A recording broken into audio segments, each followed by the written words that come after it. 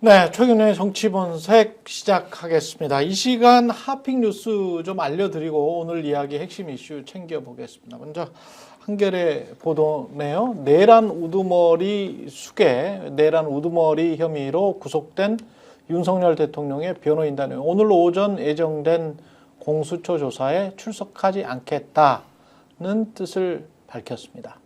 공수처가 내란 우두머리 혐의 윤석열 대통령에 대해서 변호인을 제외한 사람과의 접견을 금지했습니다. 법원이 윤 대통령에 대한 구속영장을 발부하면서 사유를 얻은 증거인멸 염려 때문입니다. 경향신문 등이 보도했습니다. JTBC 보도는요, 극우 세력의 서부지법 폭동에도 여권 정치인들이 궤변을 이어가고 있는데요. 폭동 3시간 전쯤에는 국민의힘 윤상현 의원이 직접 현장에서 담 넘은 사람은 훈방될 거란 말을 했고요. 폭동 이후에는 친윤계 김재원 전 최고위원이 이들을 가리켜서 폭동하고 있는 이 사람들, 폭동꾼들을 가리켜서 윤 대통령이 일으킨 성전에 참가한 십자군이다. 이런 표현까지 썼습니다. 예, 그리고 리얼미터 조사, 연합뉴스 등 여러 보도가 있었죠. 내란 전국에서 국민의힘 지지율이 이상 급등 현상을 보이고 있습니다. 지난해 말 고꾸라졌던 여당 지지율이 비상계엄 이전으로 회복됐고요.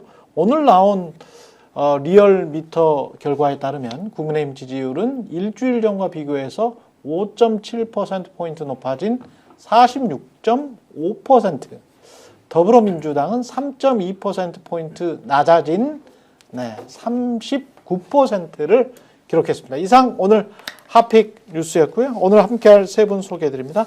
예, 김종욱 전 청와대 행정관, 김종욱 정치학 박사, 그리고 김성환, 김민아 시사평론가 세 분 모셨습니다. 함께 고맙습니다. 네. 예, 안녕하세요. 우리는 세트인가 본데요. 예, 아니 뒤에가 시사평론가라는 타이틀이 똑같으니까. 제가 제외된 거죠. 두 분과 얘기예요. 예. 우리 한 몸. 깍두기. 네. 시사평론가 두 분과 정치학 박사 네네. 정치학 박사시죠? 예. 예. 과가 틀렸을까봐. 예. 혹시 박사세요? 아니 저는 석사만 2개. 예. 그렇군요. 예. 우리가 가방끈이 제일 짧네. 제가 대학 졸업장도 없는 제가 가장 뛰어나시잖아요, 평론에서는. 그렇죠. 제가 제일 오늘 의상도 결혼식 분위기로 굉장히 결혼식 좋습니다. 분위기로 아니, 화사합니까?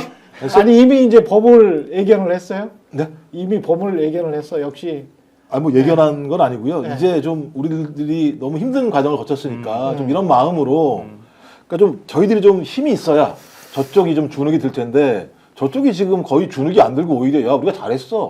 니들이 뭐야라고 하는 얘기하는 상황이어서 좀 시민들이 이제 좀 힘을 갖고 준엄하게 야 니들 세상은 이제 끝났어. 시민들의 세상이야라고 얘기를 해야 되지 않을까라는 느낌이 들어서 그냥 오래지기도 했어.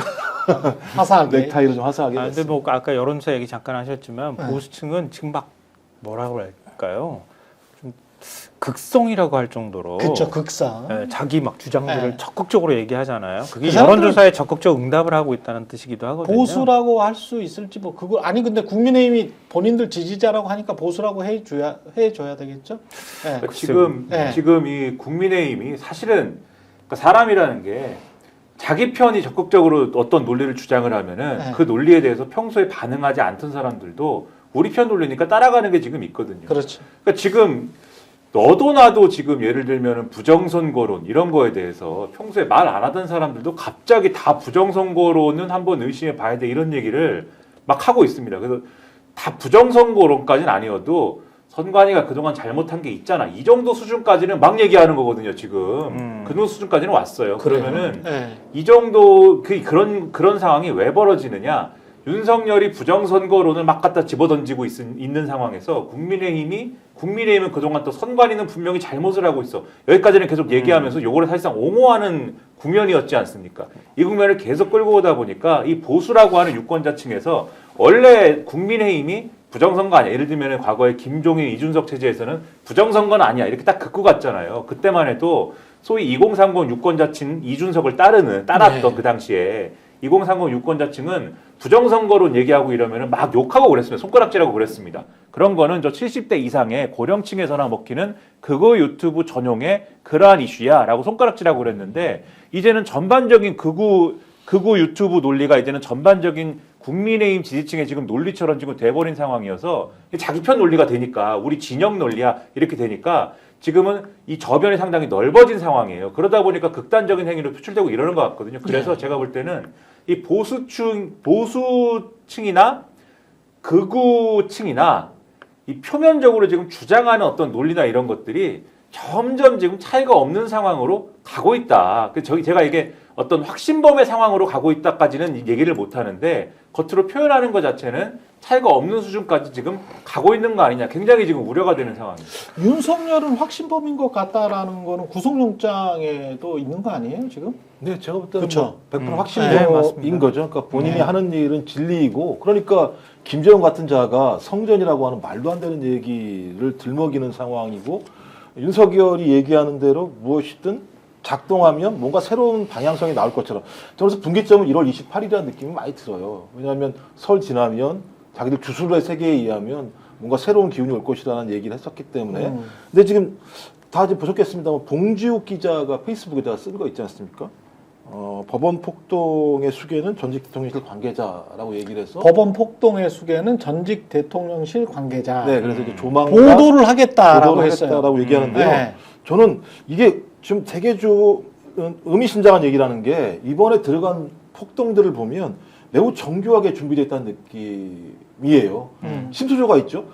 웬만한 사람들 그렇게 유리창 부시고 문 부시고 들어가기 쉽지 않습니다. 실제로 들어갔고 또 일부조 같은 경우는 증거인멸을 하는 작업들을 진행을 했고 또 한 조 같은 경우는 6층 7층 그러니까 판사들이 있는 개인방까지 올라가서 후레쉬까지 들고 갔어. 뭐 누가 후레쉬를 준비하겠습니까? 그 와중에 이런 걸 했다면 주도 면밀하게 준비한 것 같은데. 손전등을 이렇게 들고 가는 거를 우리 손전등을 요새 저 사기도 쉽지 않은데 안 쓰죠. 철물점 가야지 휴대폰 다 쓰잖아요. 그렇죠. 휴대폰. 예. 근데 손전등을 들고 있더라고. 예. 예. 그래서 이제 제가 예측해 보면 강승규 시민사회 수석 지금 아마 그 의원이 국회의원 됐죠. 됐는데 네. 이 사람이 뭐 한 유튜버랑 통화한 내용들이 있어요. 그 통화 내용이 어떤 거냐면 내내 저놈들 MBC 저놈들 어떻게 해야 돼요? 저거 완전히. 그랬더니 이 한 남성이 이거 조져야 돼. 시위도 하고 MBC 앞에 가서 우파 시민들 총동원해가지고 시위해야 돼요. 라고 이렇게 얘기하니까 강승규가 그래요. 주변에 좀 그렇게 해주세요. 주변에 그렇게 좀 전하세요. 라는 얘기를 한 적이 있어요. 2023년 9월인가 뭐 이때 보도가 맞아요. 됐던 것 같습니다. 네. 예. 네. 누구하고 그렇다면, 연계 가능성. 이런 흐름들 자체가 이때부터 유지돼 왔으니까 계속 네트워크가 있을 거다라고 저희는 추정해 볼 수 있는 측면들이 있고 여기 하나라고 얘기한다면 이들의 폭력성 그다음에 그 폭동의 내용들을 보면 계속 이건 추정입니다만 HID 같은 예를 들면 계속 얘기했던 게 HID가 아직까지도 복귀하지 않았다는 얘기도 있고 또 HID가 군인이기도 합니다만 또 오비도 존재한다라는 얘기들이 분명히 있어서 저 폭동의 양상을 보면 그냥 우리가 얘기하는 우발적인 폭동이라고 보기 매우 어렵다. 그럼 봉지욱 기자 얘기도 맞을 수 있고 또 제가 추정입니다만 HID라고 하는 아주 고도로 훈련되어 있는 오비들이 이런 문제와 개입될 수도 있었겠다는 생각이 들기 때문에 이 문제는 매우 중대하다. 우발적인 폭동이 아니라 예비된 폭동이라고 얘기한다면 이건 거의 내란이죠. 그렇죠. 예비된 폭동이면 내란이죠. 내란이죠. 그게. 내란이고 그게 그들이 지금 게다가 법원을 지금 습격을 그렇죠. 그리고 그들이 요구하는 것, 그들이 바라는 건 내전 상황처럼 완벽한 사회 혼란들을 만들어내려고 하는 거다. 그럼 이건 말씀하신 것처럼 또 다른 내란을 준비하고 예비해서 실행했다라고 볼 수 있는 거죠. 보도를 보면은 지금 어떤 대목이 나오냐면 이날 이 윤석열 구속이 되는 날 보면은 뭐 집회를 계속 하지 않습니까? 예. 근데 그 집회에 대통령실 관계자가 개인 차원에서 참석했다 이런 대목들이 있어요. 근데 집회. 그렇죠. 대통령실 관계자가 뭐 개인적으로 참석한 것인지 뭐 어떤 차원인지 이제 사실 알 게 뭡니까 그게? 예. 그 정확하게 이제 현직이? 그렇죠. 현직이. 그러니까 개인 자격으로 참석했다는 이 단서가 붙는 거죠. 예. 그렇기 때문에 그런 맥락이나 이런 것들을 추가로 그러면 확인을 해봐야 되는 것 같고, 예.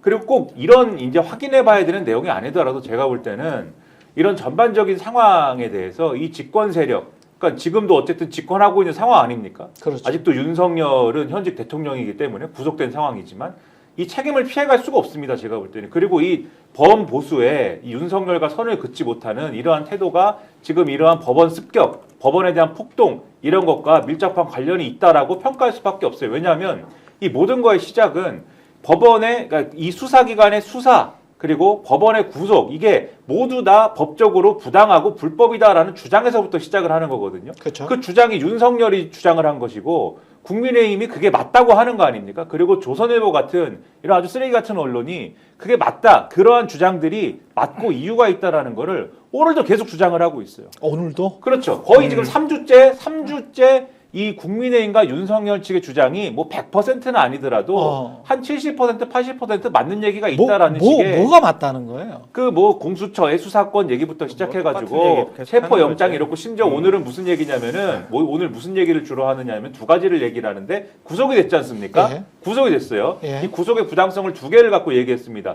첫째, 이재명은 그러니까 지금 이제 저기서 국민의힘에서 하는 얘기죠. 이재명은 구속을 안 시켰는데 왜 윤석열은 구속시켰냐 이거고 예. 그다음에 두 번째 이재명 구속시킬 때는 그 구성영 저기가 이게 영장이 뭐 600자 얘기할 때 예. 이게 구속을 안 시키는 이유를 얘기해 줄 때 얘기가 길었는데 예. 윤석열은 왜 단 이 40몇 자를 가지고 증거 인멸에 우려가 있다라는 이유 요거 왜 짧게 해가지고 왜 잡범처럼 이렇게 구속을 시켰냐 이렇게 짧게 구속시키는 게 어딨냐 이 두 개 갖고 얘기를 하거든요. 근데 잡범은 아니지. 근데 윤석열은 내란 수계형인데. 근데 이게 예. 말이 안 되는 게 예. 첫 번째로 이재명과의 형평성을 얘기하려면 이재명 대표가 대통령이고 내란 수계 혐의인데 내란 수계 혐의가 걸렸는데 구속이 안 됐으면 그러면 형평성을 얘기를 할 수가 있어요. 등가의 비교. 그렇죠. 예. 그리고 내란 수계 혐의에 걸렸는데 저렇게 이 공수처가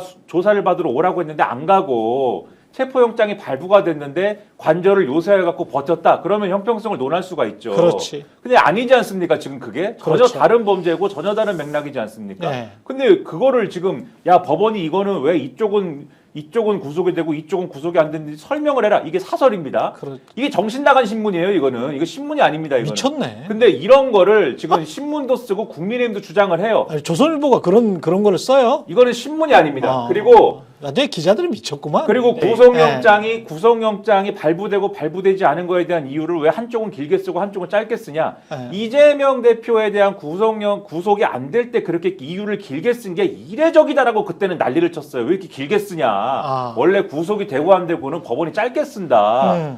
원래 짧게 씁니다. 예. 그리고 지금 이 판사는 이 윤석열이 구속되고 안 되고를 판단한 판사는 짧게 썼어. 전담 판사도 아니고 예. 사실은 당직 판사예요. 예. 그러니까는 짧게 쓰는 것은 자연스러운 일입니다. 근데 그걸 가지고 말도 안 되는 거예요, 이거는. 그리고 짧게 썼다고 해서 구속 여부에 대한 판단을 짧게 했겠습니까? 8시간을 그걸 고민을 했는데. 그렇겠죠. 근데 어쨌든 제가 네. 이제 얘기하다가 잠깐 샜는데 요런 것들에 대해서 이유가 무슨 뭐 불법적인 이유가 있는 것처럼 막 얘기를 합니다. 그리고 요까지 딱 얘기를 해놓으면 그거 유튜브에서 딱 받아가지고 무슨 주장을 하냐면 자, 이 상황은 불법적인 것이기 때문에 이 불법적이고 부당한 거에 대해서는 수사기관이든 뭐 무슨 뭐 이 사법부든 뭐라고 하든 간에 우리 헌법은 국민의 저항권을 인정한다. 그래서 국민 저항권을 발동해야 된다. 그 유튜브가 이걸 막 선동을 해요. 그러면 요거를 또 어디서 받느냐?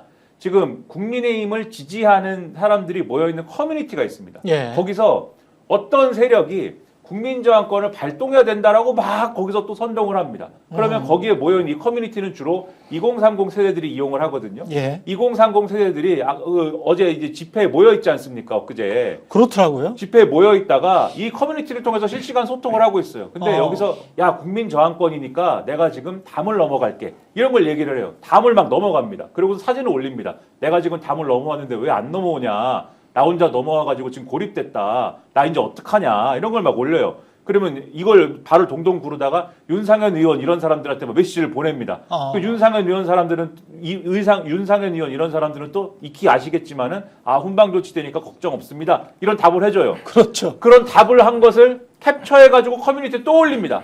그러면 이것에 대해서 용기를 얻은 2030들이 넘어가도 되는구나. 막 넘어가고 부수고 또 누가 옵니까? 유튜브 이거 그 영상 보시면은 다 셀카봉에다가 핸드폰 달아갖고 촬영하고 있죠 또. 유튜브 다 넘어와가지고 이런 일련의 과정이 집권 세력하고의 이런 어떤 담론을 막 만드는 과정에서 주거니 받거니 해가지고 확대된 거 아닙니까? 그렇죠. 이것을 책임이 없다고 말할 수가 없죠. 근데 권성동은 사과를- 마치 이제 책임이 없는 것처럼 그렇게 기자들한테 막 화를 내더라고. 그러니까 세상을 이제 호도하고 예. 왜곡하려고 하면 저렇게도 할 수 있구나. 저렇게 뻔뻔하게 얘기하는 것 같으면은 뭐 저런 식으로 다 얼마든지 할 수 있구나 이런 걸 우리가 보게 되는데요. 그러니까 아까 조선일보 기사 얘기를 하셨지만 박근혜 전 대통령 영장 발부할 때 사유가 35글자였다는 거예요. 근데 이재명은 600글자였고 윤석열은 15글자로 사유를 표현했다. 예. 야, 참 그거 가지고 그러면은 구속사유를 이거 가지고 비교하면서 부당하다고 얘기하는 그런 어거지까지 지금 나왔다는 생각이 들고요.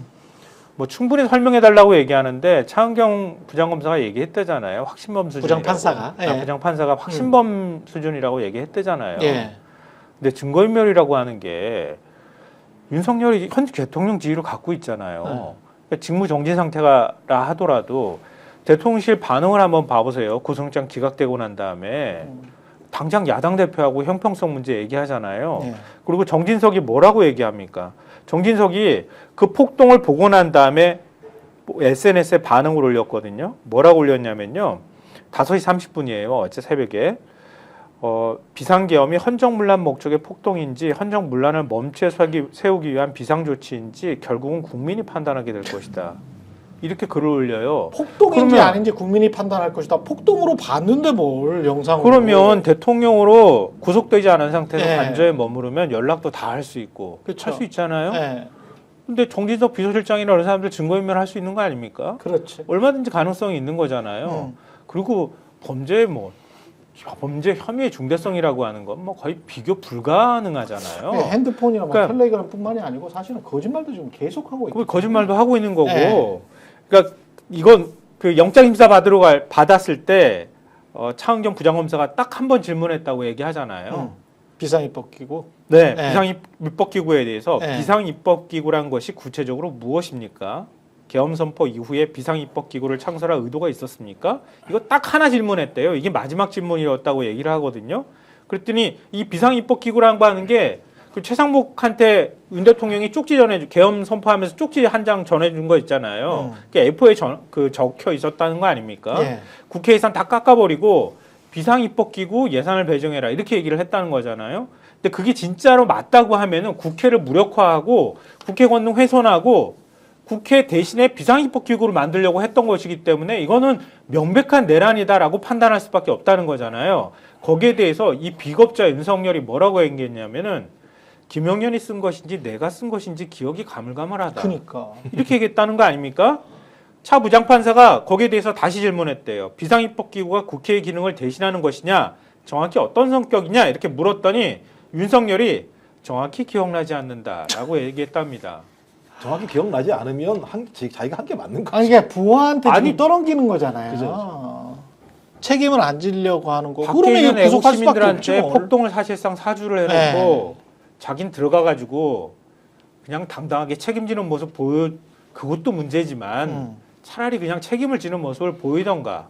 아니, 그걸 말은 평가받으면 또 되잖아요. 법적 정치적 책임을 지겠다라고 본인이 또 말은 했어. 아니 예. 그래놓고 이따구로 얘기하는 이런 그렇죠. 잡범이 어디 있습니까 세상에? 이거 범털입니까? 이 개털이 하는 거지? 내란 범털이 이따구로 하는 게 어디 있습니까? 검찰총장까지 지냈던 한 인사가. 짓은 내란 우두머리인데 하는 행태는 그 이후에 하는 행태는 동네 진짜 양아치예요. 동네 양아치입니다. 하는 행동을 보면. 그러니까 예. 이게 더 무서운 게 지금 오늘 법사위가 열려 있는데요. 그 국민 저항권 얘기 나왔잖아요. 1월 7일 날 조배숙이 국회 법사위에서 이 얘기를 합니다. 아, 대놓고 조배수 얘기해요. 또. 저항하라라고 얘기해요. 그랬더니 어. 1월 7일 날 법사위에서 얘기했더니 1월 11일 날 천공이 갑자기 국민 저항권 국회를 해산하라고 얘기를 해요. 그랬더니 이 내용을 가지고 온갖 보수 신문들 그다음에 그 극우 기독교 집단을 대표하는 언론사들이 기사를 다 쫙 씁니다. 쓰고 났더니 갑자기 전광훈이 집회에 나와서 국민 저항권 이렇게 얘기를 하는 이 메커니즘이에요. 쭉 이 메커니즘으로 돌아가면서 소위 거기에 동원되는 사람들이 그 말에 따라서 움직이는 상황들이 계속 벌어지고 있기 때문에 우발적이지 않다는 느낌이 꽤 많이 드는 거예요. 아, 이건 그러네. 정교하게 그러네. 만들어진 방식으로 흐르고 있고 여기에 행동대들이 존재하고 있겠구나라고 볼 수밖에 없는 그걸 거죠. 사람들 계속 세뇌되고 있고. 그렇죠. 저도 어디 지난번에 마포의 만두집에 가서 이렇게 식사를 하는데 바로 옆에서 어르신들 두 분이 이야기를 하면서 아마도 이제 저 아스팔트 우파 성향이신 것 같아요. 쭉 근데 뜬금없이 그런 이야기를 하더라고. 한 2, 3주 전이에요. 국회 해산해야 되지. 저거 다 없어져 버렸으면 좋겠어. 이런 이야기를 하더라고요. 그러니까 이제 똑같은 이야기인 거지. 조배숙이랑. 예. 근데 사실상 그 이야기가 대통령 윤석열을 왕으로 모시고 나머지 것들은 다 없애버리라는 거잖아요. 그러니까 우리가 배우 세력이 네. 누군지는 아직까지 모르지만 의심하고 있는 상황인데요. 제가 볼 때는 임계점을 넘어섰어요. 왜냐하면 법적으로 최종 심판자 역할을 하는 게 헌법재판소하고 법원이에요. 근데 지금 법원을 침탈했잖아요. 그렇죠. 대법원도 참을 수 있는 한계를 넘어선 거예요. 그렇죠. 대법원이 명확하게 태도를 정하면요, 검찰이나 경찰이나 달리할 방법이 없어요. 이 태도에 따라갈 수밖에 없고요. 그냥 따라가기 전에 이미 대검에서도 전원 구속수사 지휘를 했고 경찰도 지금 적극적으로 수사 나선다는 거 아닙니까? 근데 거기에 내란죄하고 소유죄까지 다 적용하는 것까지 지금 얘기되고 있단 말이에요. 그렇죠. 이 정도면은 소유의 배후, 내란의 배후까지 캘 수밖에 없어요. 벌써 정광훈 이름이 나오거든요. 그런 것처럼 극우 유튜버들, 정광훈 목사, 그리고 그 덕해가지고 어쨌든 지금 나오는 것처럼 SNS 메시지라든가 아니면 문자 나는 거라든가 통화한 거라든가 이런 것들을 확인하기 시작하면 제가 볼 땐 더 많은 배후가 드러날 가능성이 있다. 이렇게 보이고요. 아까 조선일보 말씀하셨는데 네. 제가 그러니까 보수 매체에 있는 분을 만나서 오랜만에 얘기를 나눴는데요. 조선일보가 지금 난리가 났답니다. 제가 예측한 게 맞았다고 생각했는데요. 진성 독자들이 전부 구독 끊겠다고 난리친다는 거예요. 네. 빨갱이 신문이래요 지금. 그래서 각 지국에서 어. 아우성을 치고 있는데 지국에는 못 끊게 하라고 얘기할 거 아닙니까? 예. 그러면 이전의 방식들은 뭐예요? 전화 와가지고 이제 그만 볼랍니다 이렇게 얘기하면 아유 좀 한 10만 원권 더 들 테니까 좀 봐주세요 이렇게 얘기하는데 요즘은 어떻게 얘기하냐면은 그 동안에 받아 먹은 거 다 토해내세요 이렇게 얘기한다는 거예요.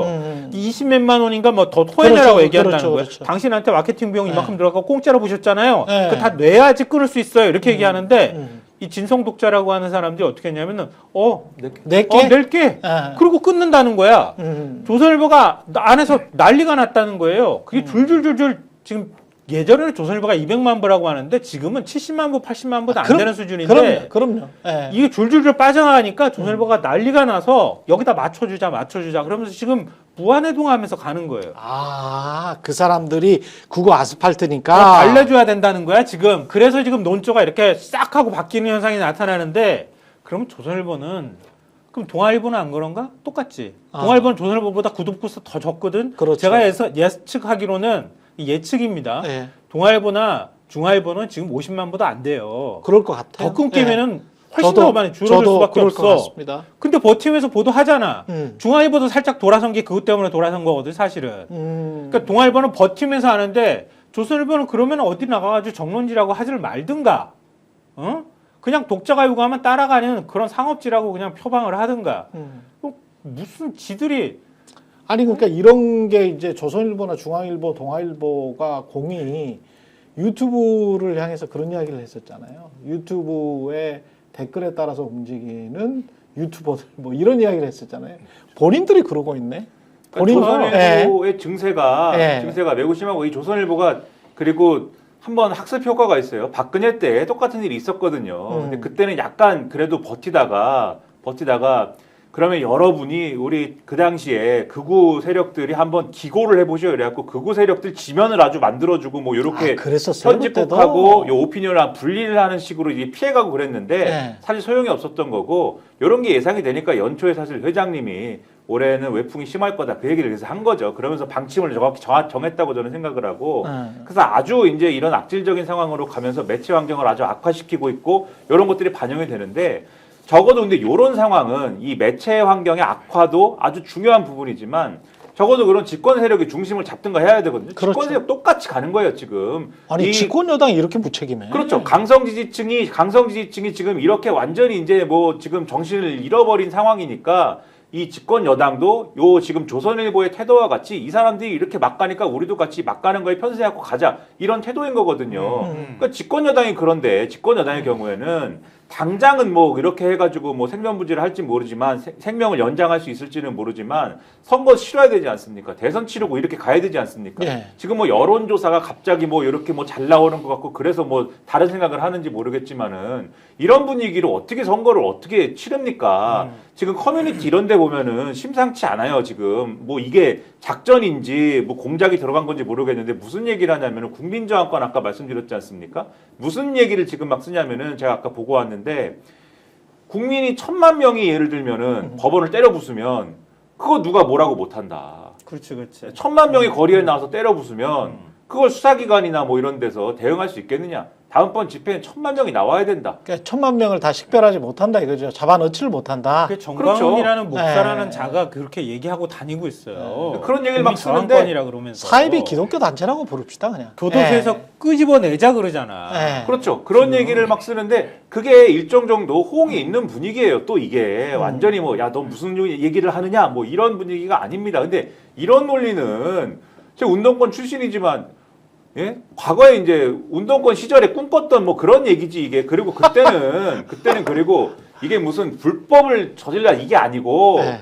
예를 들면 국민 저항권이라는 논리도 아주 지금 기분이 나쁜 게 독재 정권에 그렇죠. 안에서 헌법을 파괴한 독재 정권에 향하는 국민 저항권을 이야기를 하는 거죠. 그렇죠. 지금. 독재를 하고 있고 그 독재를 통해 가지고 지금 예. 민주공화정을 완전히 붕괴시키고 이런 경우에 그걸 바로잡을 수 있는 수단이 군도 장악됐고 무슨 수사기관도 장악됐고 해가지고 국민들이 나설 수밖에 없는 경우에 국민 저항권을 이제 하는 것이지 그게 아니라 민주공화정을 지금 파괴하고 계엄령을 선포해가지고 독재를 하겠다는 사람을 지금 법치가 작동해가지고 집어넣은 거 아닙니까? 그렇죠. 그 집어넣은 거를 지금 옹호하겠다고 나서는 게 어떻게 국민 저항권입니까? 그게 폭동이지. 근데 대다수의 국민들은 제가 볼 때 합리적인 국민들은 이것을 옹호하겠다고 나서는 것은 잘못됐다라고 지금 생각할 거거든요. 여론조사가 어떻게 됐든 간에 이 여론조사가 이렇게 나오는 거는 지금 다른 또 별도의 이유가 있는 것이고 그 이야기는 지금 나중에 하죠. 그렇죠. 예. 이렇게 나오는 거는 대다수의 국민들이 볼 때는 잘못됐다고 판단할 건데 이 상황을 분간을 못해서 여당이 지금 말씀하신 조선일보와 똑같은 논리로 이 상황에 편승해서 좀 이 상황을 좀 벌어보고자 하는 이 정치적인 이득을 좀 벌어보고자 하는 이런 태도로 가기 때문에 이 악순환이 지금 연결고리가 이어지는 거거든요. 그래서 이건 사실은 제가 볼 때는 집권 세력의 문제다. 이렇게 얘기할 수밖에 없다는 겁니다. 정광훈 목사도 자유통일당을 만들었잖아요. 만들어가지고 지난 총선에 후보를 내보냈잖아요. 그래서 펀드 모금액이 원래 50억 원이 목표였는데 100억도 넘게 모았어요. 오 그래요? 많이 모았어요. 근데 다 보전 받을 줄 알았지. 예. 근데 보전 못 받았거든. 이제 빚더미에 올라 있어. 열심히 해야 되는구나. 열심히 해야 돼. 거기도 지금 돈의 논리가 돌아가는 거예요. 사람들한테 철거도 당하고. 이렇게 하면서 헌금 받아가지고 5만 원씩 나눠줄게. 사람들 누구 데리고 오면 5만 원씩 줄게. 이렇게 얘기하지만 그 미스 그렇게- USA 보니까 이번에 저 미국 갈 때 1등석 타고 가셨더만. 지출하는 금액보다 들어오는 금액이 더 커요. 예. 좀 빨리 그 빚도 갚아야 되고. 왜냐하면 그 돈이 펀드 모금하고 난 다음에 이자까지 붙여주겠다. 3점 몇 프로 이자 붙여서 되돌려주겠다고 했던 돈이거든. 예. 그거 못 돌려주고 있을 거예요 지금 아직도.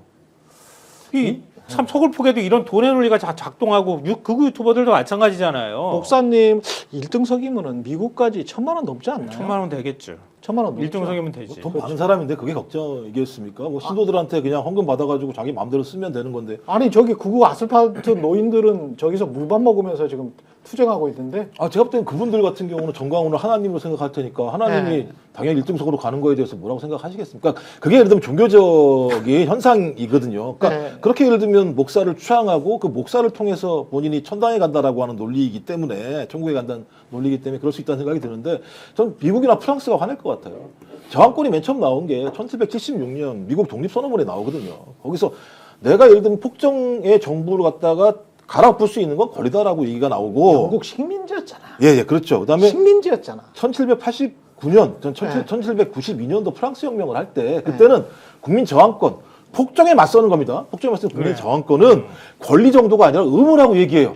아니 공화정에 있는 국민들이 자기의 권리를 지키기 위해서 내 권리를 뺏는 자에 맞서서 싸우는 건 권리가 아니야. 의무야라고 얘기한 그 거룩한 정신을 가져와가지고 조배숙이라는 그 이 주둥이에서 예. 국민 저항권이 나오고 천공 거기다가 정광훈까지 나오는 상황인데요. 이게 전통적인 방식이 어떤 거냐면 조르조 아감벤이라고 하는 이탈리아의 유명한 학자가 있습니다. 예. 이 학자가 쓴 책이 내전이에요. 내전.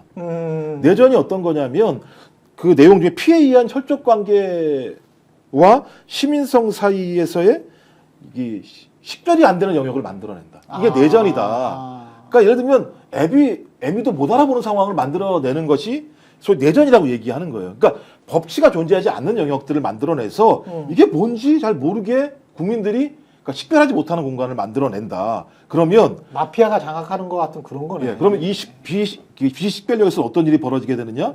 누구도 둘 중에 하나에 들어서지 않으면 위험한 상황이 돼버리는 거예요. 그렇지. 그러니까 어느 쪽에 편을 들어야 돼요. 그러니까 중도층 같은 경우는 어느 편을 들거나 아예 빠져버리거나. 근데 지금 이게 제가 볼 때 여론조사에서 그래야 안전하지. 그렇죠. 근데 안전하지도 않아요. 어느 편을 안 들게 되면. 예. 지금 마찬가지로 왜 편 안 들어라고 지금 공격하는 거잖아요. 아, 말씀하신 한동안. 것처럼 지나가다 술자리에서 너 왜 그 편 안 들어? 안 죽는 거지 뭐. 거야. 법원 앞에서 나 대구 사람이에요, 대구 시민이에요. 그래도 때렸다잖아요. 그 지나가는 중학생한테 너 중국- 중국인이냐? 그리고 때린다잖아. 나 기자들 그냥 때리는 거고. 그 비슷한 거지. 그래서 눈에 뵈는 게 없는 거지. 이 아가멜이 한 얘기가 뭐냐면 테러와 내전은 현대 정치의 오히려 일상적인 구조가 되고 있다라는 표현까지 하면서 이게 매우 위태롭다고 얘기를 한 건데 지금 정확하게 트럼프가 했던 방식과 유사한 방식으로 지금 한국 사회에 있는 기독교 근본주의자들과 자기의 권력을 지키려고 하는 국민의힘의 일부 똘마니 정치인들과 여기에 가장 상부에 있는 순회인 소위 수괴인 윤석열과 그 내란 집단들이 이걸 지금 만들어내고 있는 거예요. 끊임없이. 그래서 트럼프랑 근데 비교하는 진짜- 것도 아닌 것 같고 약간 좀 푸틴이랑 비교해야 될 것 같아요. 진짜 대단하십니다. 근데 나는 이런 정치 네. 유튜브에서 지금 조르주 아간벤까지 나와가지고 논하는 거는 굉장히 품격이 높은 품격이 얘기거든요. 높은 지금. 이야기. 아니 그리고 아니, 트럼프랑 네, 방금. 비교하는 게 조금 좀 이상한 게 트럼프가 물론 이제 국회 미국의 의사당 난입 사건이랄지 이런 것들이 있긴 있었습니다만은 푸틴이랑 좀 비교해야 될 것 같은 게 힘과 권력으로 윽박지르는 것 같은 양태는 푸틴이랑 상당히 비슷해요. 푸틴이랑. 그러니까 예. 그 국민 저항권이라는 게 애초에 성립하지 않는 게 폭정을 일삼는 독재자나 권력을 가진 권력자한테 국민이 정하는 게 저항권인 거지. 그렇죠. 이들의 생각에서는 그게 또 성립될 수 있는 게 그런 거죠. 민주당이 법원도 장악하고 헌법재판소도 장악하고 세상을 다 장악해서 움직인다고 생각하는 사람들이니까 권력은 거기에 있고 우리 윤석열 대통령은 아주 힘없는 약자시니까 그러니까 권력 있는 것들하고 싸우는 건 국민 저항권이다 이렇게 생각하는 모양인데 생전 처음 들어봤어. 그런 아니, 국민 저항권이라는 거. 집권 여당이 국민의힘이야. 그러니까 집권여당 국민의힘이고 윤석열이 그동안에 지 멋대로 했잖아. 자기 하고 싶은 대로. 단어가 나왔잖아요. 고립된 약자라고요. 헌재에서 그 윤석열 변호인단 한 얘기가 예. 어떻게 대통령이 고립된 약자가 될 수 있냐고 얘기할 정도의 상황을 만들어서 네가 범죄를 저질렀으니까. 그러니까 그런 거 다 필요 없는 거죠. 근데 오늘 한겨레 신문이 기사 안에도 이렇게 지적을 했던 것처럼 예. 미국의 온라인 음모론 집단이 큐어논이라고 하는 곳이잖아요. 예. 근데 거기에서 트럼프에 대한 계속 거짓 그 음모를 계속 퍼뜨리는 역할도 했고 거기에 자극받은 사람들이 2021년 16 사태라고 불리는 의회 폭동, 의회 난입하는 일을 벌였거든요. 근데 BBC에 있는 출신 언론인이 설명하기로는 미국 국민의 4명 중 1명은 큐어논을 믿고 있다. 음모론을. 이렇게 얘기를 해요. 그러니까 우리 국민들하고 사실 비슷할 수도 있다. 이게 현실화하고 있다는 거예요. 이런 폭동을 이런 방식으로 계속 음모론을 통해서 조장하게 될 경우에는 우리도 미국 못지않은 이미 법원을 사법부를 무력화하려고 하는 시도를 보였지만 헌법재판소도 뭐든 무력하고 그리고 거기에 국민의힘이나 아니면은 뭐 종교계나 이런 사람들이 괜찮아. 우리가 보호해 줄게. 윤상현 같은 인간. 지는 그리고 미국 가는 이런 인간들이 괜찮아. 풀어줄 거야 우리가. 환경 같은 인간. 내가 변호해 줄게. 공짜로 변호해 줄 거야. 아닌데. 저 모금액을 써놨더라고. 또. 그게 이제 그것도 공짜라는 말에 네. 이제 의미가 예. 실비는 이제 써야 된다. 아, 실비는 써야 예, 된다. 근데 이제 이윤이 남는 그 정도는 아니라서 공짜다. 그래서 그 실비를 쓰기 위한 모금을 하겠다. 뭐 이런 이상한 논리죠 지금. 그럼 그 전도사라는 사람은 그 전도사님은 월급을 거기서 받으려고 하는 모양이지? 예? 본인은 그래서 가로치고 요것과 관련된 거에 이제 성금을 내줬으면 거기에만 쓰겠다라고 이제 본인은 말하고 있더라고요. 요즘에 표정 관리하기가 진짜 힘든데요. 네. 약간 미친 사람들 같아요. 표정 관리하지 마세요. 그러니까 이게 이렇게 해버리니까 네. 하는 행위가 정당성이 부여되잖아요. 그러니까 그쵸. 무슨 짓을 저질러도 된다는 굉장히 위험한 사고가 생겨날 수밖에 없다. 거기에 지금 이번에도 봤던 것처럼 굉장히 젊은 층이 뛰어들잖아요.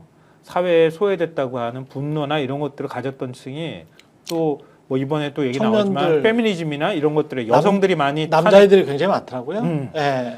그러니까 주로 20대 여성들이 탄핵 찬성 집회에 나가는 것을 보면서 페미니즘에 반감을 가졌던 친구들이 일로 붙어가지고 일종의 전이 노릇을 하는 어이없는 일들이 지금 벌어진단 말이에요. 예. 이거 그대로 방치하면 절대 안 되고 검찰하고 경찰 모든 사법기관이나 모든 공권력을 다 투입해서라도 그 배후까지 철저하게 수사하고 처벌해야 한다. 예, 이 부분에 한마디만 말씀드리면, 그러니까는 이유가 없으면 나오지 않았을 사람들이에요. 그래서 이유라는 게 진영 논리가 이유를 제공을 합니다. 아까 큐어논 말씀하셨잖아요. 근데 큐어논 음모론이라는 게 얼마나 황당합니까? 내용이 이런 내용이거든요. 뭐 다 아시겠지만은, 그러니까 이 얘기는 미국이라는 국가에 딥스테이트라는 것이 있고, 그래서 이 선출된 권력과는 관계없이 아주 저 깊은 곳에서 따로 의사결정하는 단위가 있는데 그게 이제 민주당 엘리트들하고 연결이 돼 있고 이 딥스테이트의 의사결정을 하는 걸 파고 들어가면은 사실 외계인들이다. 그리고 외계인들의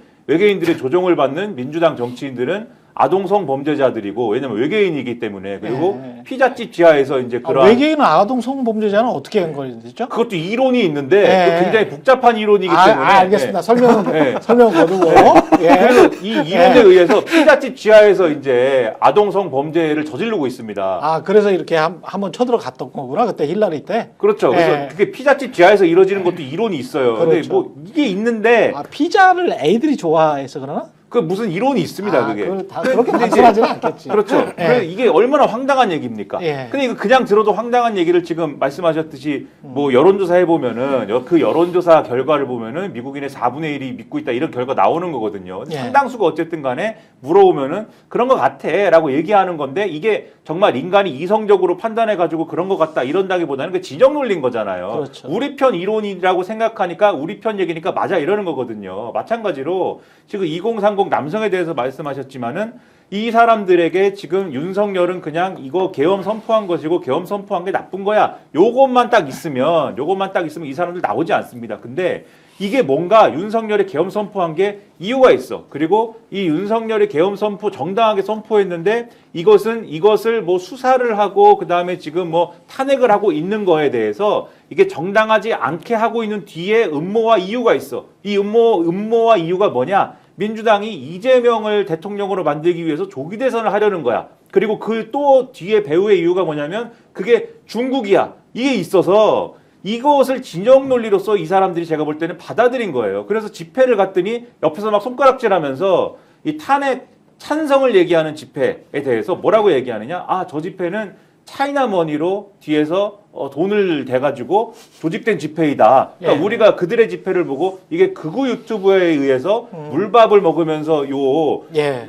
돈으로 이제 지원된 집회이다라고 분석을 하지 않습니까? 예. 근데 그거와 이제 비슷한 무슨 생각을 하는 것인지 차이나머니로 조직된 집회이다 막 이런 얘기를 하거든요. 근데 제가 볼 때는 이게 진영 논리에 의해서 지금 장착이 돼버렸어요. 이 자신들의 논리에. 근데 그걸 얼마나 믿는지는 모르지만 진영 논리로서 말을 하면서 주장을 하면서 자기의 행동을 정당화하는 거거든요. 그런 논리를 그러면 누가 주입하고 누가 주장하고 지금 누가 그들에게 그러한 행동에 정당화를 시킬 수 있는 무기를 누가 줬느냐? 지금 이 집권 여당이 그러고 있다라는 것이다. 김민전 의원이 그렇게 행동하고 지금의 권성동 이 권영세 쌍권 체제가 그것을 정당화하지 않습니까? 누가 이 사회를 좀먹고 있느냐 여기서 드러난다는 거예요.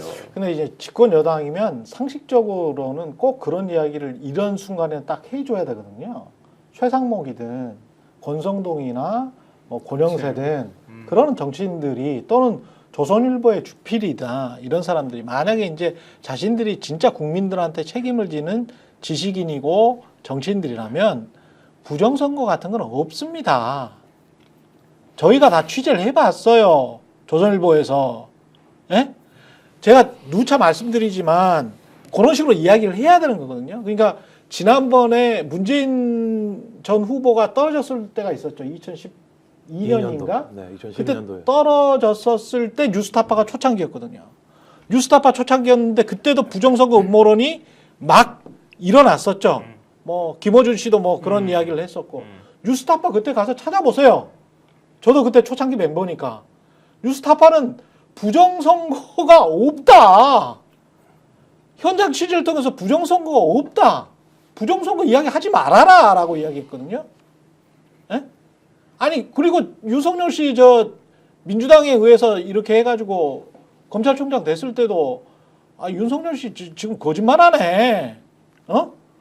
그 검사 이렇게 해서 쓱 변호인 만들어주려고 했었잖아. 윤우진 사건 같은 경우에 그 이야기를 했을 때 뉴스타파 회원들이 3,000명, 4,000명 나갔어요. 3,000명, 4,000명 나갔어. 그러니까 아까 지금 조선일보에서 뭐 구독자가 뭐 얼마 나갔는지는 모르겠습니다만은 당시에 4만 명 회원도 안 되는 수준에서 3,000명, 4,000명 나가는 거면 뭐 그냥 10%, 20%가 그냥 매출이 떨어지는 거거든요. 언론사 입장에서는. 그러니까 이게 얼마나 큰 문제냐면 네. 최상목이라는 사람이 이 사건이 난 지 8시간 만에 처음으로 얘기를 하는 상황입니다.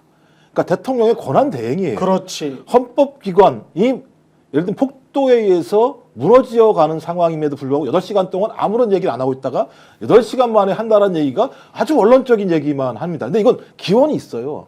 2019년도에요. 우리 의사당이 습격을 당합니다. 우리 공화당한테. 공수처법 통과시킨다고 하면서 들어가요. 그때 어떤 처벌이 있었느냐? 그냥 벌금형으로 끝나버리고 말았어요. 그 다음에 나경원 바로 들고 국회 안에 설치고 앉아있는 상황인데 지금도 재판이 1심 판결도 나오지 않은 상황이에요.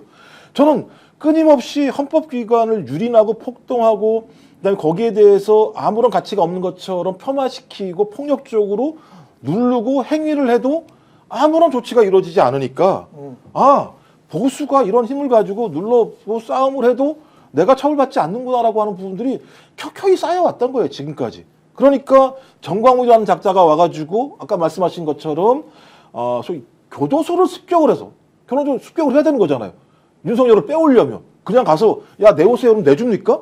그러니까 그 교도소를 습격하라고 말할 정도의 사태까지 얘기를 해도 우리 공권력은 그냥 표현의 자유라는 이유 하나만으로 내버려두고 있는 상황이에요. 그러니까 지금까지 적어도 폭력을 보수 세력 스스로가 그냥 다 용인해온 시스템이기 때문에 지금도 마찬가지입니다만 저렇게 하고 있는 상황인데 앞으로도 마찬가지인데 만약에 이후에 이 수사 과정에서 아주 그냥 예를 들면 과거와 같은 방식으로 만약에 수사가 진행되고 처벌이 진행된다?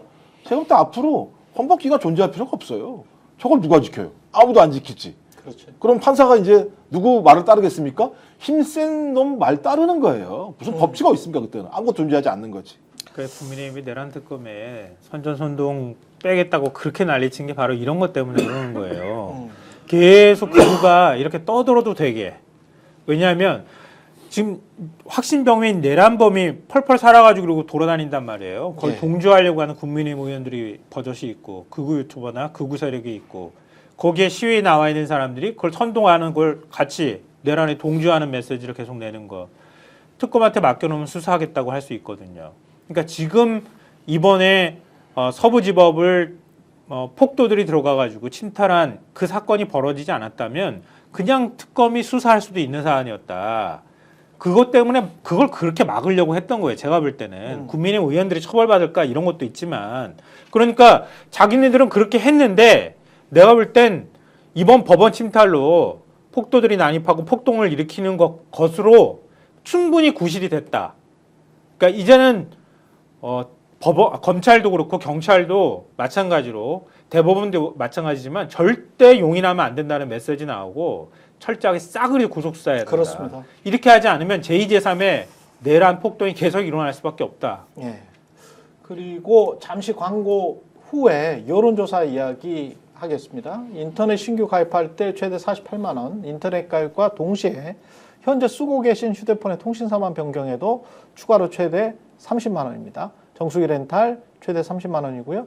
무려 합하면 108만 원의 혜택을 3년마다 받으실 수 있습니다. 약정 끝나셨다면 꼭 신청하시기 바라고요.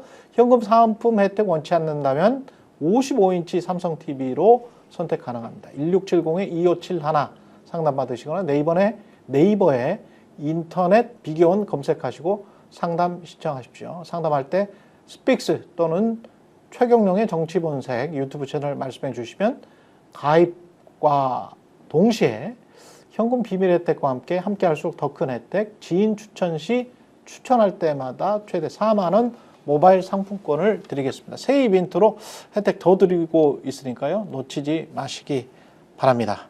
예. 이 여론조사는 리얼미터 뭐 아시아 투데이? 에너지 경제신문. 한국 여론평판연구소 뭐 여기도 나왔던데 그것도 한번 욕을 엄청나게 거기는 먹고 나니까 윤석열 지지가 50%가 나왔어요. 그래서 그거는 그냥 스킵하도록 윤석열 할게요. 구속까지 직무도 못하는 사람을 네. 무슨 지지율 조사라고. 지지율이 그 50%가 나왔어. 그 조사는 네. 예술, 아트입니다. 왜냐하면 봤어요? 보통 네. 그렇게 조사를 하면 네. 윤석열의 이 국정수행 지지율을 묻는다면은 네. 그러면 이제 전국에 있는 우리 국민들에게 네. 국민들을 대상으로 이제 물어야 묻는 게 이제 의미가 있는 거 아닙니까? 50대 49 나왔던데? 그래 전국에 있는 우리 국민들이 왜냐하면 국정이라는 거는 이제 전국을 대상으로 하는 거니까 예. 전국에 있는 우리 국민들에게 물어봐야 그 의미가 있는 거 아니겠습니까? 그래야 이제 50%가 넘었다 이렇게 얘기할 수 있는 거 아니에요. 예. 근데 그 놀라운 조사는 영남에 물었습니다. 에? 영남에다가 물었습니다. 예, 그 영남에다 물은 거예요. 영남에만 물었어요? 네, 영남에 있는 시민들에게 물었습니다. 근데 이제 기사 제목은 그게 이제 아마 일부 그래서 보수 인터넷 매체에만 제목이 그렇게 나왔을 텐데 제목은 윤석열 국정수행 지지율 50%, 윤석열 지지율 50% 넘었다. 네, 이렇게. 가짜 뉴스네. 진짜 가짜 뉴스네. 가짜 뉴스가 안 되는 기술적인 방법을 동원해서 언론에 보도가 되게 한 거예요. 이거 굉장히 악의적인 거지. 예. 왜냐하면 굳이 그렇게 밝히지 않으면 50%라고 하는 숫자는 조사한 건 맞으니까. 그러니까. 영남을 조사했으니까. 예. 팩트야. 그건 사실이야. 영남에서는 괄호치고 괄호 빼고는 없어. 그렇게 해가지고 윤석열 지지율 50%야. 이렇게 얘기를 하는 거죠. 예. 일부러 언론사가 어디까지 짝짝꿍이 됐는지는 모르겠는데 그런 거 뻔히 알면서 그렇게 뿌린 거예요. 예. 이거는 지난번에 40% 넘는다고 하는 그 조사 나오고 난 다음에 하도 비판 여론이 많이 생기니까 한 번 더 조사했어. 한 번 더 조사해서 그 봐 우리 말이 맞잖아. 이러면서 오히려 반박하는 성격으로 그렇게 여론사를 또 만들어낸 거예요. 근데 그걸 버젓이 다 인용을 해. 그래서 예술이라고 보기로 했습니다. 이거는 예술 활동이다. 어떤 여론조사나 과학이 아니고 네. 이거는 어떤 예술 활동을 하고 있는 거죠. 근데 세계식 활동은- 여론조사 방법인 거예요. 우파의 뱅크시 같은 거다 이거는. 네. 근데 왜 그거를 중앙선거 여론조사 심의에 올리고 막 그래? 예술 활동을. 그것도 하나의 예술 활동이다 이거는. 아니 그거는 제가 볼 때 시스템상 그러니까 그걸 네. 볼 수가 없대요 사전에는. 그러니까 선관위 그 저기에서는 미리 볼 수가 없는 거고 일단 네. 신고해서 올리면 올려놓을 수 있다라는 거예요. 가장 기본적인 네. 것만 올려놨다가 네. 여론조사 공표 후에 48시간 이내에만 올려주면 되는 거예요. 예. 그 구체적인 데이터 상세 그 데이터는. 기간 동안에 큰 문제가 없는 거죠. 문제 핵심이. 미치겠네. 예. 그 진짜 조사라고 할 수 있는 그래도 좀 공신력이 있다고 하는 큰 조사 기관들 리얼미터에서도 국민의힘 지지가 굉장히 높게 나왔더라고요. 예. 역전이 됐죠 민주당이랑.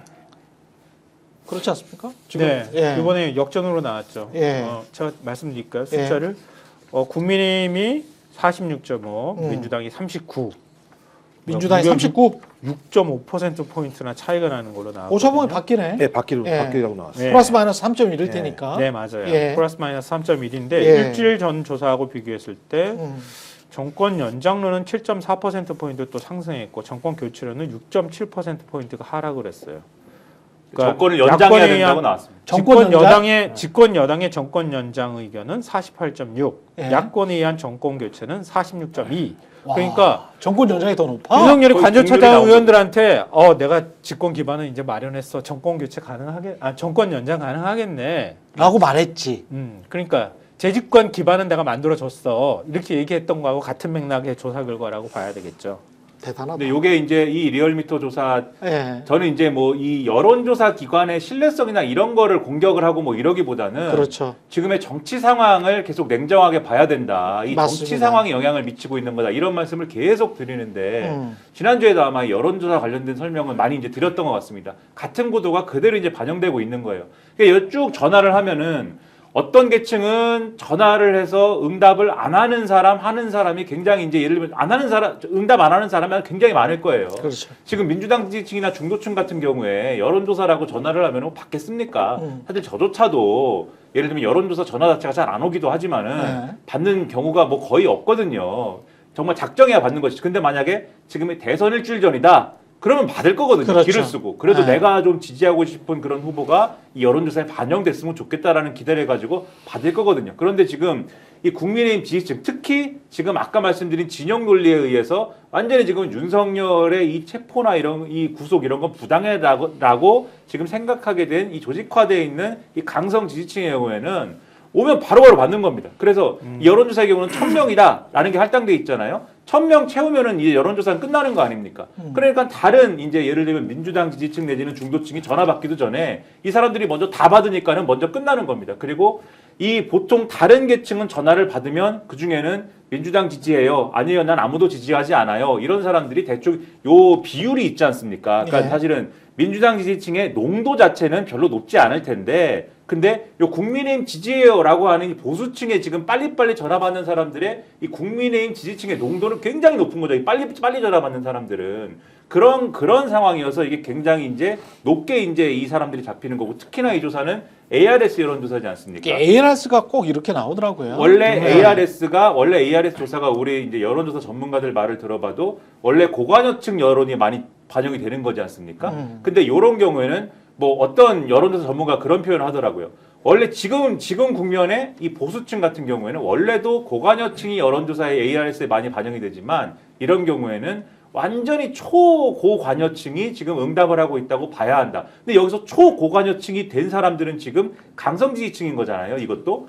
그러니까 바쁘네. 서부지법에도 가야 되고. 그렇죠. 뭐. 예. 그러니까 이분이 이렇게 얘기를 했어요. 솔직히 최근에 기사 나온 걸 보면 이렇게 얘기를 하고 있어요. 솔직히 지금 같은 상황에 지금 같은 한국 상황에서 정치 여론조사라는 거는 한계에 부딪힌 거 아니냐 이런 상황에 그런 것 같아요. 이런 얘기를 할 정도입니다. 예. 그런 상황을 감안하고 이 조사를 보셔야 된다. 그러니까 이제 시점이 딱 그렇더라고요. 그러니까 1차 체포영장에서 실패하고 난 다음부터 저희 사회 여론평판연구소의 여론조사가 나오면서부터 완전히 제가 볼 때 세팅이 돼서 진행이 되는 건데 갤럽 같은 경우도 지난주 월요일에도 말씀드렸습니다만 1월 둘째 주 조사가 진보가 1000샘플 중에서 마이너스 64, 그렇죠. 보수가 플러스 64. 그러니까 그렇죠. 총 128개의 샘플의 변화가 있었던 측면이 있고 그렇죠. MBS도 유사한 측면들이 있어요. 근데 지금 그렇습니다. 리얼미터 같은 경우는 갤럽이나 이런 데는 바로바로 로데이터가 나오는데 지금 리얼미터는 제가 볼 땐 오늘 나왔으니까 아마 내일이나 모레쯤 아마 올라올 거, 내일쯤 올라올 거라 생각이 드는데 여기도 좀 유사할 거라 생각이 들어요. 근데 여론조사 꽃내 말에 의하면 70대 여성은 거의 예를 들면 그걸 채울 수가 없었대요. 70대 여성. 예, 근데 지금은 바로바로 채워진다는 거예요. 아, 그래요? 바로바로. 그러니까 이 얘기는 뭐냐면 그냥 전화 오기만을 기다리고 있는 세팅되어 있는 상황이 그럼 누가 이렇게 할 것이냐? 최근때 극보수층들이 이렇게 할 수밖에 없을 것이고 또 하나 그다음에 저기 여론조사를 또 하나 내가 여론조사 빚이라고 얘기해서 서울의 소리가 하나 하고 있는데 거기가 이제 해봤다는 거죠. 20대들한테 조사한 다음에 그 다음 조사를 또 한 거잖아요. 그래서 뉴진스? 당신들 노래 아냐 이렇게 네. 얘기했더니 뉴진스 노래? 노래를 모르는 사람이 있다. 그러니까 60, 70대가 20대를 가장해서 여론에 들어오는. 그러니까 네. 저는 말씀하신 고관여층, 그러니까 초고관여층이 다양한 여론조사의 기법들을 습득을 해서 네. 전화 오자마자 바로바로 반응을 하면서 1000샘플에서 적어도 제가 볼 때 100샘플 정도를 이렇게 선점을 하게 되면 정당 지지율은 그냥 확 좁혀질 수밖에 없는 상황들이 만들어지게 돼요. 전 그러면 이걸 보정할 방법이 없는 거예요. 여론조사 기관이 보정을 해야 돼. 그렇지. 그러니까 원래 보정하거든요. 응답자가 거짓말을 하니까. 그러니까 그렇죠. 응답자가 거짓말을 하기 때문에 지금 저 다시 한번 설명을 드리면 ARS라는 거는 기계식이기 때문에 기계의 음에 응답을 하는 겁니다. 그러니까 사람이 듣고 이 사람이 남성인지 여성인지 나이가 어느 정도 들었는지를 판단할 수 있잖아요. 음성으로. 그런데 그게 불가능해요. ARS 같은 경우는. 그래서 내가 20대로 눌러야지 20대 여자로 눌러야지 라고 하면 그렇게 누르면 돼요. 그리고 이제 자기 말을 쭉 하고 난 다음에 리얼미터 같은 경우는 20대 여자가 다 찼으면 그 사람을 탈락시켜버리고 또는 70대 남성이 다 탔으면 그 사람을 마지막에 탈락시켜 버립니다. 근데 이제 그 지금 말씀하신 것처럼 70대 여성은 잘 안 차는 안 차죠. 예. 안 차는 그 집군이 그 군이거든요. 그 여성이기도 하고 70대기도 하고 그래서 잘 안 찹니다. 그리고 이제 요새는 보통 이제 무선 휴대폰으로 많이 하기 때문에 잘 안 차는데 그게 빨리빨리 차고 있다라는 거는 어떤 분들이 굉장히 자신이 말하고 싶은 거지. 나는 윤석열을 맹렬히 지지하고 하는데 그 뜻을 널리 알리고 싶은 거야. 빨리빨리가 이게- 아니라 예. 전화가 올 것을 기다렸다는 듯이 이렇게 그렇죠. 바로 받는다는 거니까. 예. 근데 이게 예. 같은 조사 방식으로 쭉 계속해 온 것이잖아요. 그렇죠. 그러니까 이거 조사 방식이 엉터리다 이렇게 저희가 단정해서 말씀드리기는 어려운데요. 그러니까 어떤 시기별로 응답자들의 특성이나 이런 것들을 한번 들여다볼 필요가 있었을 것이다. 그러니까 계속 조사했던 거기 때문에 조사 결과를 발표 안 하는 게 오히려 이상한 상황이었을 수도 있거든요. 그렇죠. 예. 근데 제가 볼 때는 지금과 같은 상황 같은 경우에 이 조사가 정말 어디에서 이런 조사 결과가 나왔는지를 한 번쯤 자기 조사기 때문에 리얼미터가 그걸 같이 분석해서 내줬어야 할 맞다. 이런 경우에는 근데 특별히 사실 분석을 안 해준 것 같아요. 기사를 봐도. 그렇죠. 그리고 기자들도 그냥 그거 받아가지고 분석할 능력도 없고 하니 논란이 또 휩싸일 수 있으니까 그냥 숫자만 덜렁 그냥 갖다가 국민들한테 줘버리는 거예요. 한편으로는 저는 좀 무책임해 보일 수도 있다. 이런 점들을 한번 좀 규해볼 필요가 있다고 보는데 왜 제가 이렇게 말씀드리냐면은 몇 가지 근거 때문인데요. 한번 봐보세요. 국민의힘이 지지율이 지금 민주당을 많이 앞섰잖아요. 리얼미터 네, 리얼미터 조사 결과를 가지고 말씀드리는 예. 거예요. 국민의힘이 지지율이 46.5가 나왔어요. 음. 근데 리얼미터도 이 자료에 공개를 했던 것처럼 국민의힘 지지율이요. 호남에서 어떻습니까? 7월부터 시작해가지고 제일 높아요. 46.5라고 하는 게. 호남에서 30%가 넘더라고요. 국민의힘 지지율이. 예. 그러니까 나올 수 예를 있는 들면 숫자가 나오고 있습니다. 그리고 예. 국민의힘 지지율이 46.5가 나온 거는 네. 지난해 7월부터 시작해서 제일 높은 지지율이고요. 제일 높은 지지율하고 비교해 봤을 때도 현격히 높은 지지율이에요. 그렇죠. 그럼 보수층이 직결했어. 그랬기 때문에 이렇게 됐어라고 얘기할 수 있잖아요. 음. 근데 민주당 지지율이 39고요. 국민의힘 지지율이 46.5예요. 근데 나머지 기타 정당 지지율 다 합쳐봐야 한 6% 남짓되거든요. 7%가 안 돼요. 그럼 무응답층이 6.5야. 그러니까 무응답층이 아니라 무당층이 6.5야. 예. 대한민국의 무당층은 6.5밖에 안 되는 거예요. 그러니까 그건 그 대선 국면에서나 나오는 숫자죠 그렇지. 이게. 그렇지. 그리고요. 또 아까 말씀하셨잖아요. 지금 그 호남? 지지율을 보면 호남의 지지율이 정당 지지율을 보면 민주당이 54.6, 네. 국민의힘이 27.4가 나와요. 오. 호남에서. 예. 이 기존의 어떤 여론사 패턴하고 많이 그렇죠. 벗어나 있다고 보는 게 타당하다고 생각이 되고요. 그렇죠. 그리고 또 하나가 제가 이 정권 연장하고 교체론에 관한 의견인데요. 아까 잠깐 말씀하셨던 것처럼 제가 지금 데이터가 정리된 게 아니어서 정권 연장이 더 높게 나오지 않았습니까 지금? 그렇죠. 리얼미터는 광주 전라에서 그렇죠. 집권 여당의 네. 정권 연장이 34.9%가 나와요. 광주 전라에서 예, 정권 연장이 예, 정권 연장이 거의 35% 가까운 숫자가 나오고요. 거짓말이야. 저건. 야권에 의한 정권 교체가 여론조사가 아니고 거짓말이야. 58.3이 나와요. 어. 이 숫자를 어떻게 봐야 됩니까? 그리고 인천 경기는 대표적으로 가장 30, 40대, 50대가 많이 분포한 지역이고 가장 진보성이 뚜렷한 지역이라고 모든 여론조사에서 다 나오거든요. 근데 인천 경기의 경우에 여당의 정권 연장이 50.8이 나고요. 야권에 의한 정권 교체가 44.7이 나와요. 예, 이거는 지난주 금요일 날 발표가 됐던 한국 갤럽 조사 그때도 제가 그랬지만 보수 과표집이 되고 있다. 이런 걸 가지고 무조건 잘못된 조사라고 말하기는 좀 조심스럽다. 이런 얘기를 제가 하곤 했거든요. 예. 왜냐하면 나의 어떤 이념적인 성향을 바깥으로 표출하는 거는 그 전국의 상황에 따라서 사람들은 달리 할 수 있거든요. 왜냐하면 보수층 가운데서도 중도 성향에 있는 사람들이 있는데 중도 성향도 나 이번엔 보수라고 답변했다가 이번엔 중도라고 답변할 수 있는 거니까. 근데 갤럽도 약간 갸우트했는데 이번에 리얼미터 조사는 이건 확실히 보수가 과표집됐다고밖에 볼 수 없는 조사라고 보여요. 제가 볼 때는. 갤럽하고 비교해봤을 때도 당장 티가 너무 많이 나거든요.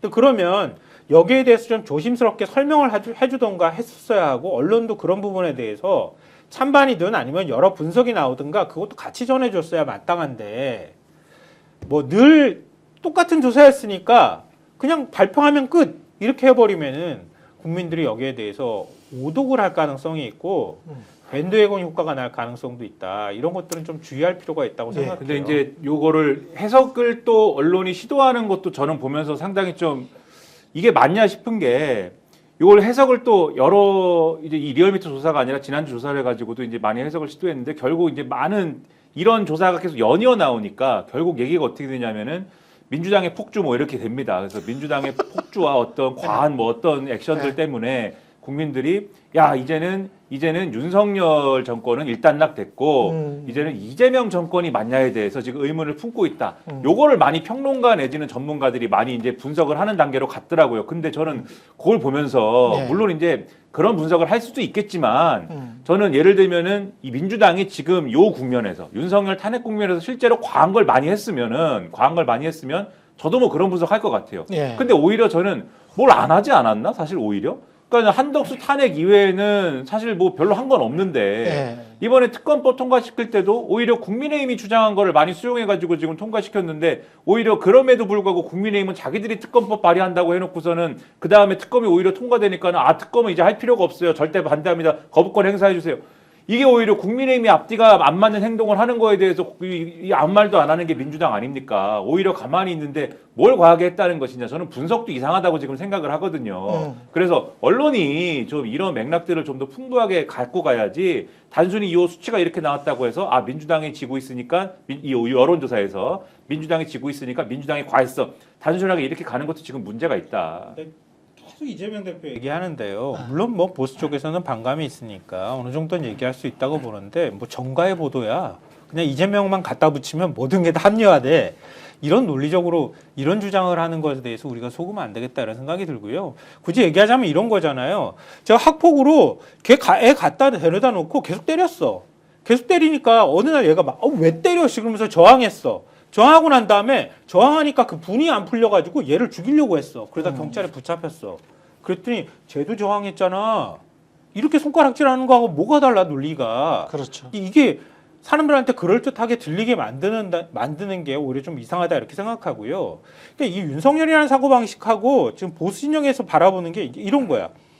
윤석열은 집권하고 난 다음에 한 달 지나서부터 계속 30% 이하 지지율, 30%를 제대로 넘어본 적이 없어 대통령 지지율이. 예. 쭉 계속 부정평가가 쭉 그냥 70% 가까이 집권하면서 내내 했던 정부예요. 그 다 그럼 이재명 탓이라는 거야? 그러고 난 다음에 계속 그러면서 이재명을 죽이려고 덤비다가 이재명이 거기서 민주당이 저항할 수 있잖아요. 저항했어. 저항하고 나니까 그봐 우리가 30%도 지지 못 얻었던 게 다 이재명 탓이야. 있다고 논리를 만들어내고 있잖아.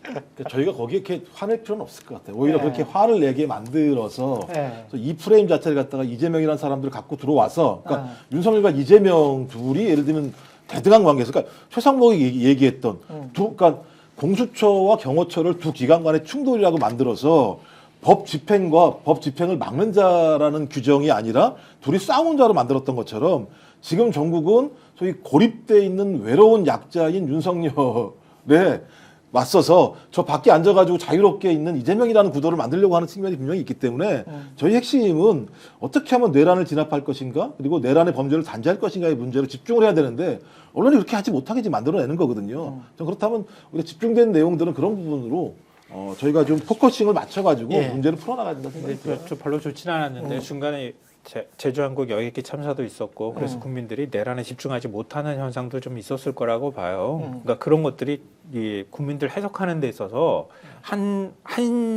그리고 또 굉장히 시간이 지금 벌써 한 달 반 정도 지나가 버렸잖아요. 예. 그러니까 그리고 또 일상에서 돌아왔을 때는 윤석열이 그렇게 했었나? 그렇게 했으면은 우리가 정말 끔찍한 사회에 살고 있었을 거란 생각을 굉장히 민감하게 생각하는 분들이 있지만 상당수 분들은 좀 둔해진 측면도 있다.